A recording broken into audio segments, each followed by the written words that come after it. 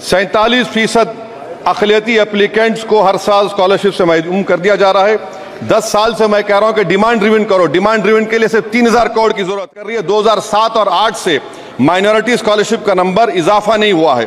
پری matric scholarship madam Kundu committee نے کہا کہ مسلمانوں میں drop out rate primary level پر ہوتا ہے، تو حکومت نے 9th کلاس سے پری میٹرک اسکالرشپ پیسے دے رہی ہے۔ 133 کروڑ انسانوں زندگی سے بیگانوں، صرف حکمرانوں نے حق تمہارا چھینا ہے، خاک ایسے جینے پر یہ بھی کوئی جینا ہے کہ پھول شاخوں پر کھلنے لگے تم کہو، جام زندوں کو ملنے لگے تم کہو، چاک سینوں کے سلنے لگے تم کہو، اس کھلی جھوٹ کو، ذہن کی لوٹ کو میں نہیں مانتا، میں نہیں جانتا۔ شکریہ میڈم، آپ کا شکریہ۔ بجٹ کی سپیچ میں فائنانس منسٹر نے 4 برادریوں کا ذکر کیا۔ بھارت کی سب سے بڑی اقلیت مسلمان ہے 17 کروڑ۔ میں حکومت سے جاننا چاہتا ہوں کہ کیا 17 کروڑ مسلمانوں میں غریب نہیں ہے، نوجوان نہیں ہے، کسان نہیں ہے، خواتین نہیں ہے؟ وطن عزیز میں سب سے غریب مسلمان ہیں، سب سے زیادہ ناخوانگی مسلم خواتین میں۔ AIDS اور PLFS کا ڈیٹا یہ بتاتا ہے کہ مسلمانوں میں سب سے کم اثاثے ہیں اور کنزمپشن لیول دوسرے مذہبی گروپوں کے بنسبت سب سے کم ہے۔ تعلیمی اداروں میں میڈم 15 اور 24 سال کی عمر میں بھرتی انرولمنٹ میں مسلمانوں کی صرف 29%، شیڈول کاسٹ کی 44%، ہندو OBC کے 51% اور ہندو اپر کاسٹ کی 59% ہے۔ ہائر ایجوکیشن مسلمانوں کا انرولمنٹ صرف 5% ہے۔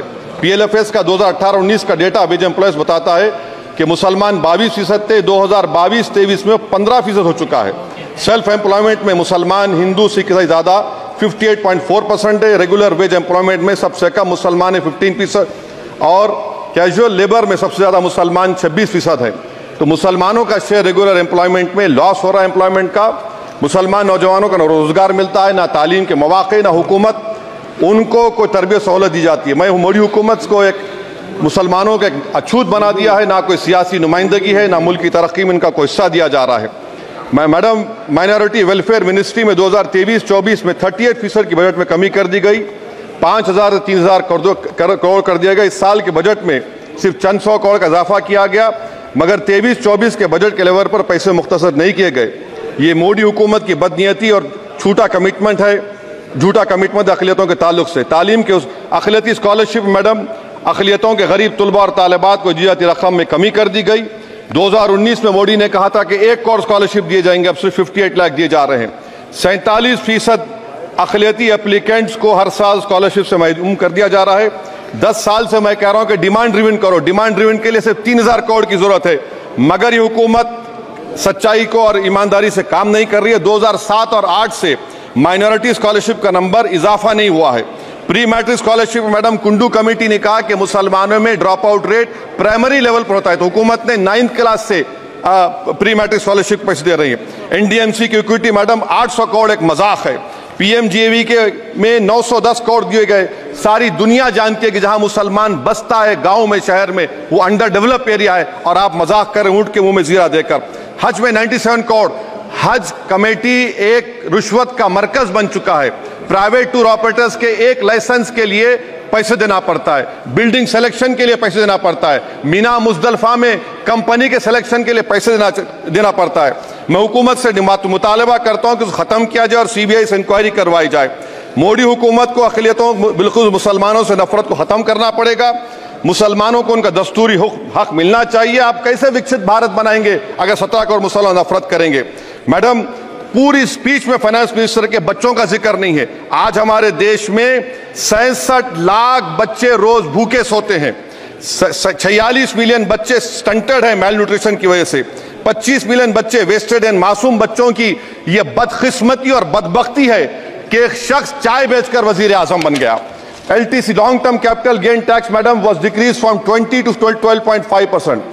However, the indexation benefit has been removed and won't apply to any property purchased after 2001. This will be detrimental to the growth of real estate, limit household capital formation and impact employment generation in construction sector. This change in LTCG is a quasi-wealth tax on household, particularly the middle class. Internship programme madam 5 سال میں آپ 1 کروڑ لوگوں کو intern کرائیں گے، یعنی ایک company کو 4000 لوگوں کو ٹرین کرنا پڑے گا۔ مجھے بتائیے کیا یہ بڑی کمپنی کا معنی کیا ہے؟ It is unachievable. Will it be based on market cap, revenue, employee size? Maybe Prime Minister Modi is saying to Agniveer to do internship after 4 years of service in armed forces. Madam, 21 million people have given up all hope and stopped looking for jobs. This brings down to 9% eligible population that is either employed or they are looking for jobs. Maybe Finance Minister can introduce a Berozgar tax and tax the unemployed as well. No significant increase for social welfare, healthcare. It looks like Prime Minister Modi is saying, देश की middle class की संपत्ति पर पहला हक हमारे allies का है. In real terms, when adjusted to inflation, the allocation of health ABPMJ has declined. Modi is saying he said heal in India during G20. The reality is India is hurting. Madam, this government wants to increase FDI from China. Is the Prime Minister not concerned that our armed forces cannot patrol 26 patrolling points out of 65 in Ladakh? Maybe the Prime Minister wants the Chinese monopoly Indian markets. Import from China have crossed 101 billion in 2024. Prime Minister Modi says Khelo India, but in reality the budget has shown that Modi government policy is Jhelo India. Gharib, middle class, farming, city dwellers, men and women, sab Modi ko jhel rahe hain. Madam, in the current financial year, in February 5th, 15,993 MSMEs have been closed. Total MSCs closed have 35,680. Andhra Pradesh bifurcation. This parliament passed a law. For last 10 years, Modi government has shown their intellectual dishonesty in not giving ITR, IIM, Bayaram Steel Factory, Railway Corridor Khazipet, recognition of Palmaru as National Irrigation Project. This shows intellectual dishonesty of this government. Madam, I end my speech by quoting a famous poet, and I'm amending certain verses. 133 crore इंसानों, जिंदगी से बेगानों, सिर्फ हुक्मरानों ने हक तुम्हारा छीना है. खाक ऐसे जीने पर ये भी कोई जीना है. बेशऊर भी तुमको बेशऊर कहते हैं. सोचता हो ये नादान कैसे हवा में रहते हैं. 133 करोड़ इंसानों, कब तक ये खामोशी? चलते फिरते जिंदानों, गरीब खवातीन, नौजवानों, किसानों से रोने की सदाएं आती हैं. जब शबाब पर आकर खेत लहलाता है, किसके नैन रोते हैं, कौन मुस्कुराता है.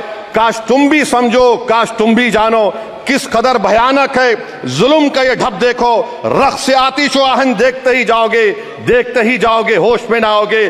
और अनएम्प्लॉयमेंट पर अभी बोला गया नौकरियां दे रहे हैं, तो शायर ने इनके बारे में अच्छा कहा कि फूल शाखों पर खिलने लगे तुम कहो, जाम जिंदों को मिलने लगे तुम कहो, चाक सीनों के सिलने लगे तुम कहो. इस खुली झूठ को, जहन की लूट को मैं नहीं मानता, मैं नहीं जानता. शुक्रिया मैडम.